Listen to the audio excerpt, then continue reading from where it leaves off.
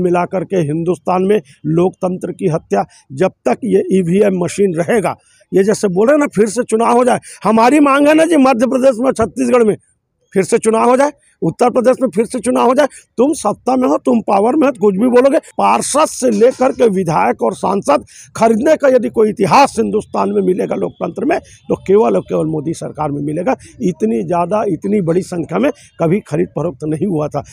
बिकने वाले बिकेंगे, कोई डर में बिकते हैं। वो एक शायर ने कहा है, अपन बिकते हैं, तुपन बिकते हैं, शादी के लिए दूल्हा और दुल्हन बिकते हैं, लंगोटी से ज़्यादा कफन बिकते हैं। खरीदने वाला होना चाहिए।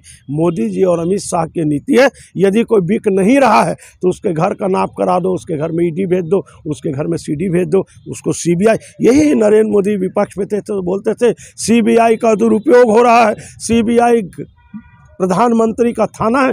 आज साहब खुद सरकार में आने के बाद उसी सीबीआई का दुरुपयोग कर रहे हैं। भारत के संविधान और न्यायपालिका को नमन करता हूं कि सुप्रीम कोर्ट ने जो आज आदेश किया, अन्यथा लोकतंत्र की फिर एक बार हत्या हो गई थी।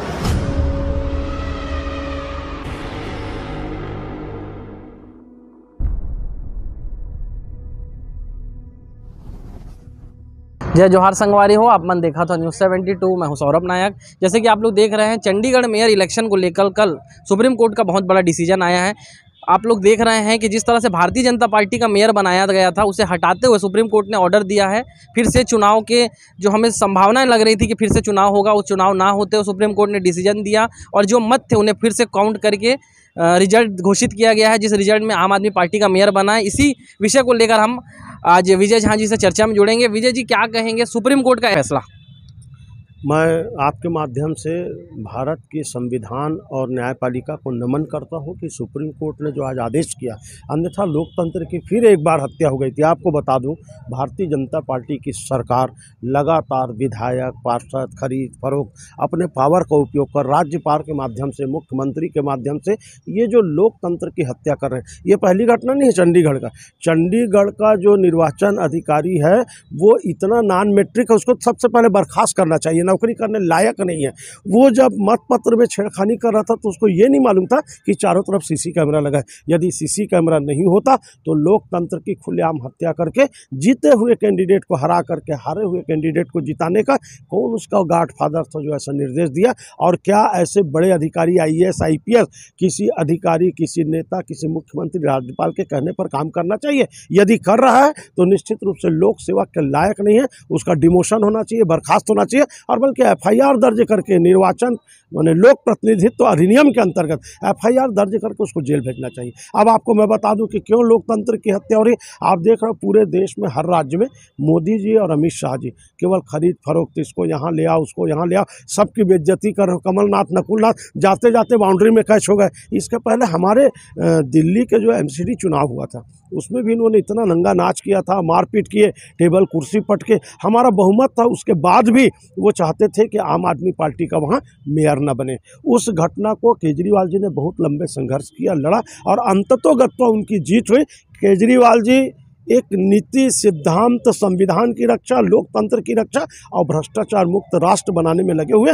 दिल्ली में जैसे जीत हुई, अब देखिए चंडीगढ़ में पंजाब का राज्यपाल हटा, चंडीगढ़ का चुनाव अधिकारी का सुप्रीम कोर्ट ने जिस हिसाब से इनके मुंह में तमाचा मारा है और जिस हिसाब से लोकतंत्र की उन्होंने रक्षा की है, मैं सुप्रीम कोर्ट का इसलिए सम्मान कर रहा हूँ, प्रणाम कर रहा हूँ, नमन कर रहा हूँ। हो सकता है कि 2 साल तक केस चलते रहते, अगला महापौर का चुनाव आ जाता।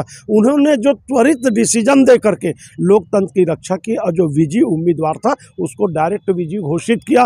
वो तो चाहते थे फिर से चुनाव हो, वो चाहते थे कि माने फिर से मतदाता सूची बने। कुल मिलाकर के उनको डाइजेस्ट नहीं हो रहा है कि कांग्रेस या आप पार्टी का कोई महापौर बने। मैं तो अरविंद केजरीवाल जी को आपके माध्यम से साधुवाद ज्ञापित करता हूँ कि इतने तमाम विपरीत परिस्थिति में उनके नेताओं को दबाव के लिए जेल में बंद करके उन्होंने संघर्ष किया है और कर रहे हैं। और देखो, उनको भी जेल भेजने की तैयारी थी। ईडी के माध्यम से उन्होंने जड़ पकड़ लिया कि ईडी का जो नोटिस है वो इलीगल है, वो नहीं दे सकते, नहीं देना चाहिए। अंततोगत्वा उनको कोर्ट में पेश किया गया। न्यायपालिका ही उनकी रक्षा की है, अन्यथा आज वो भी जेल में रहते। जैसे हमारे जैन जी हैं, हम 3 लोग मंत्री हमारे जेल में हैं, तो क्यों वो जेल नहीं गए? कोर्ट ने यहाँ तक उनको छूट दिया कि आपको व्यक्तिगत उपस्थिति की हम छूट देते हैं, अन्यथा इनकी प्लानिंग तो उनको भी जेल भेजने की थी। कुल मिलाकर के हिंदुस्तान में लोकतंत्र की हत्या, जब तक ये ईवीएम मशीन रहेगा, ये जैसे बोल रहे हैं ना फिर से चुनाव हो जाए, हमारी मांग है ना जी मध्य प्रदेश में, छत्तीसगढ़ में फिर से चुनाव हो जाए, उत्तर प्रदेश में फिर से चुनाव हो जाए। तुम सत्ता में हो, तुम पावर में हो, कुछ भी बोलोगे और तुम्हारे कहने से चलेगा। कुल मिलाकर के लोकतंत्र की रक्षा करना हमारी महती जिम्मेदारी हो गई है, अन्यथा सरकारें तो कई आएंगी जाएंगी, नेता आएंगे जाएंगे, पार्षद से लेकर के विधायक और सांसद खरीदने का यदि कोई इतिहास हिंदुस्तान में मिलेगा लोकतंत्र में तो केवल और केवल मोदी सरकार में मिलेगा। इतनी ज़्यादा, इतनी बड़ी संख्या में कभी खरीद फरोख्त नहीं हुआ था। अच्छा, सवाल यह है, बिकने वाले बिकेंगे, कोई डर में बिकते हैं। वो एक शायर ने कहा है, अपन बिकते हैं, तुपन बिकते हैं, शादी के लिए दूल्हा और दुल्हन बिकते हैं, लंगोटी से ज़्यादा कफन बिकते हैं। खरीदने वाला होना चाहिए। मोदी जी और अमित शाह की नीति है, यदि कोई बिक नहीं रहा है तो उसके घर का नाप करा दो, उसके घर में ईडी भेज दो, उसके घर में सीडी भेज दो, उसको सीबीआई। यही नरेंद्र मोदी विपक्ष में थे तो बोलते थे सीबीआई का दुरुपयोग हो रहा है, सीबीआई प्रधानमंत्री का थाना है। आज साहब खुद सरकार में आने के बाद उसी सीबीआई का दुरुपयोग कर रहे हैं। केवल राम राम जपने से काम नहीं चलेगा।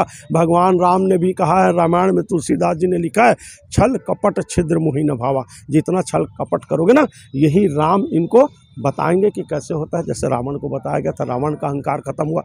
वहाँ नीति की बात यदि आती है तो भगवान राम ने विभीषण को राज्याभिषेक किया, नीति के अंतर्गत उनको राजा बनाया। हमारे जामवंत जी को बनाया। तो कहीं ना कहीं नीति के अंतर्गत यदि देश और सरकार नहीं चलाओगे तो ये देश कर्ज में डूबते जाएगा, देश की जनता कर्ज में डूबते जाएगी। और कुछ दिन बाद ये जिस हिसाब से रेवड़ी बांट करके, खुद बोलते थे रेवड़ी बांटना गलत है करके अरविंद केजरीवाल जी को, और खुद रेवड़ी बांटे।